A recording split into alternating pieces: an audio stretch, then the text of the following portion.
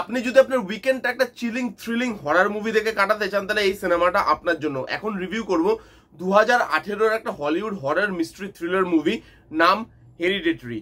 এই মুভিটা নিয়ে কথা বলবো। আমি কালকেই রাত্রেবেলা ভাবছিলাম কি দেখবো হলে একটা হরার মুভি দেখি, দেখলাম এই সিনেমাটা। আর কি আউটস্ট্যান্ডিং সিনেমা।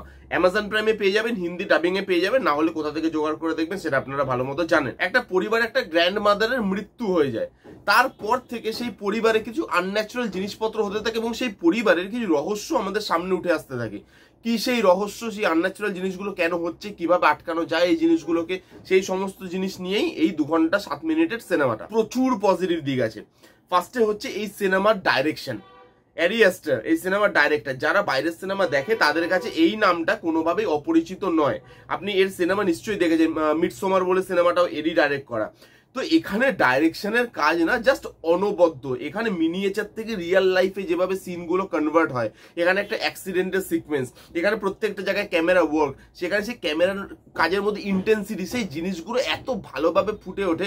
ডাইরেকশন এখানে জাস্ট অনবদ্য। এখানে অ্যারি অ্যাস্টারের ডাইরেকশন জাস্ট টু গুড। আপনি দেখবেন, আপনি তার ফ্যান হয়ে যাবেন, আপনি বলবেন আমি এই ডাইরেক্টরের আরো এবার অনেক মুভি দেখতে থাকবো। তার সঙ্গে সিনেমার স্ক্রিন প্লে রাইটিং এই সিনেমাটাকে বাকি হরার মুভির থেকে আলাদা করে। কেন এর স্ক্রিন প্লে রাইটিংটা এতটা ভালো লেগেছে আমার, কারণ আমি লাইফে প্রচুর হরার মুভি দেখেছি, কিন্তু এত স্লো ট্রিটমেন্টের হরার মুভি আমি ফার্স্ট টাইম দেখলাম। যেই সিনেমাটা এত স্লো বাট সাথে সাথে এঙ্গেজিং ও এজ অফ দ্য সিট মুভমেন্টগুলো আপনাকে প্রোভাইড করছে, হরারের এলিমেন্টগুলো প্রোভাইড করছে।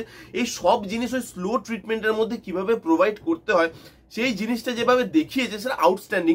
এর একটা নেগেটিভ দিকও আছে, সেটা আমি পরে বলছি, বাট এর যেই ট্রিটমেন্টটা সেটা খুব ভালো লেগেছে। কারণ এরকম ধরনের ট্রিটমেন্ট, স্লো বার্ন ট্রিটমেন্টে একটা স্ক্রিন প্লে রাইটিং, সেই জিনিসটা এর আগে আমি কোনো হরার মুভিতে দেখিনি। তাই আমার এই এক্সপিরিয়েন্সটা নতুন লেগেছে, বেশ ভালো লেগেছে। এবং এই মানে এর যে ট্রিটমেন্টটা, ওই হরারের যে দমবন্ধ ব্যাপারটা, সেই ফিলিংটা, ওই প্রত্যেকটা ক্যারেক্টারের মধ্যে ইমোশন, এই জিনিসগুলো না অডিয়েন্সের সামনে আনতে খুব ভালো পারে। তো ট্রিটমেন্টটাও খুব ভালো।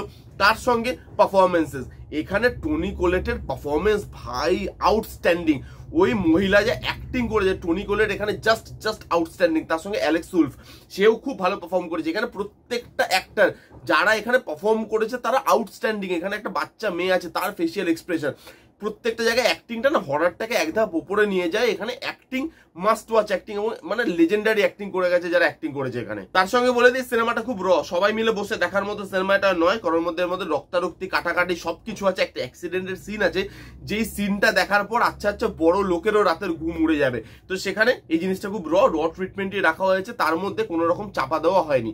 আর সাউন্ড এফেক্ট, আমি মানি প্রত্যেকটা হরার মুভিতে ভিজুয়াল এফেক্টের সাথে সাথে সাউন্ড এফেক্টটা খুব জরুরি, কারণ ওই সাউন্ডটা হরারটাকে ক্রিয়েট করতে, ওই লেভেলে হরারটাকে পৌঁছাতে অনেক হেল্প করে। এখানে পুরো সিনটা স্টপ, সেখানে একটা ছোট্ট সাউন্ড দিয়ে কি করে হরার ক্রিয়েট করতে হয় সেটা এই মেকার্সরা দেখিয়েছে। সেখানে সাউন্ড নিয়ে যেভাবে খেলে, যে সাউন্ডটা চলছে, লাউড বিজিএম চলছে, চলতে চলতে ধাপ করে সাউন্ডটা থেমে যায়, একদম পিন্ড অফ সাইলেন্ট, তারপর আবার সেই সাউন্ডটা ওঠে। সেই সাউন্ড নিয়ে যেভাবে খেলা হয়েছে সেটা আউটস্ট্যান্ডিং। হরার এলিমেন্ট যেগুলো আছে, যে মানে আসছে, দৌড়াচ্ছে, ভূত আসছে, সেই জিনিসগুলো ওই ছাদের ওপর উঠে যাচ্ছে, যেগুলো নর্মাল হরারের ট্রোপ থাকে, সেই হরারের ট্রোপগুলো এখানে রাখা হয়েছে। অ্যাকচুয়ালি কি এই সিনেমাটার মধ্যে না আপনি অনেকগুলো জনরা একসাথে পাবেন, অনেকগুলো জিনিস একসাথে পাবেন। এর মধ্যে আপনি হরার পাবেন, থ্রিল পাবেন, সাসপেন্স পাবেন, ড্রামা পাবেন, ইমোশন পাবেন, এর মধ্যে মাইথোলজিক্যাল এলিমেন্ট পাবেন। তো অনেক জিনিস, অনেক এলিমেন্ট এই সিনেমাটার মধ্যে আছে। আপনি যেই জনরাই দেখতে পছন্দ করুন, আপনি এই সিনেমার মধ্যে সেই জনরার টাচ একটু না একটু পেয়েই যাবেন। আর আমার আরেকটা জিনিস মনে হয়, হরার মুভিতে হরার, থ্রিল, সাউন্ড এগুলো বাদে ইমোশন একটা খুব ভালো কাজ করে। কারণ যেই লোকটার স্টোরি দেখানো হচ্ছে, বা যেই ভূতটার স্টোরি দেখানো হচ্ছে, যেই গল্পটা দেখানো হচ্ছে, তার ব্যাক স্টোরিটা ইমোশনাল হওয়া দরকার। কেন এই জিনিসগুলো হচ্ছে, সেই ফ্যামিলির সাথে, সেই বাচ্চা মেয়েটার সাথে মা মেয়ের সম্পর্ক, মা ছেলের সম্পর্ক, গ্র্যান্ড মাদারের সঙ্গে পরিবারের সম্পর্ক, এই যে ইমোশনগুলো মুভিতে তৈরি হয় সেটা খুব ভালো ওয়ার্ক করে। হরারের পাশাপাশি এই যে ইমোশন দিয়ে ড্রামাটাকে তৈরি করা হয়েছে, যার জন্য আপনি ফ্যামিলিটাকে নিয়ে ভাবেন, ফ্যামিলিটার জন্য আপনার কষ্ট হচ্ছে, দুঃখ হচ্ছে, এই যে ইমোশনগুলো সেগুলো খুব ভালোভাবে ওয়ার্ক করে। তো এই সিনেমাটা উইকেন্ডে দেখার মতো একটা পারফেক্ট হরার সিনেমা বলে মনে হয়। যারা হরার সিনেমার ফ্যান, যারা একটু আলাদা ধরনের কিছু ট্রাই করতে চান, তারা অবশ্যই হেরিডিটারি ট্রাই করতে পারেন।